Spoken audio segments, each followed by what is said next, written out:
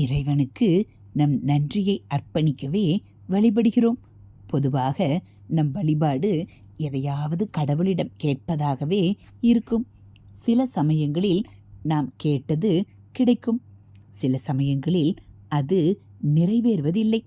நாம் பிரார்த்தனை செய்தும் பலனில்லை என்றால் கடவுளுக்கு கருணை இல்லையா என்று தோன்றும். நம் பூர்வ ஜென்மவினை பயனால்தான் துன்பம் ஏற்படுகிறது. பகவான் நாம் விரும்பும் பிரார்த்தனைகளை எல்லாம் நிறைவேற்றிக் கொண்டிருந்தால் மேலும் மேலும் அது வேண்டும் இது வேண்டும் என்றுதான் பிரார்த்தித்து கொண்டே நாம் இருப்போம். பகவானிடம் நம் விருப்பங்களை வேண்டி நிற்பதில் மேலான ஒரு நன்மை இருக்கிறது.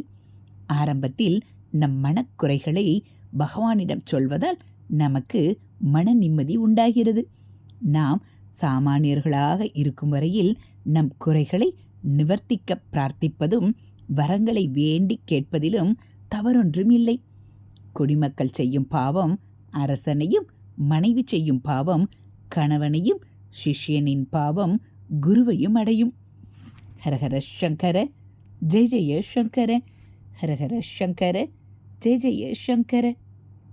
மகா பெரியவா சரணம். இது மகா பெரியவா அருள்வாக்கு.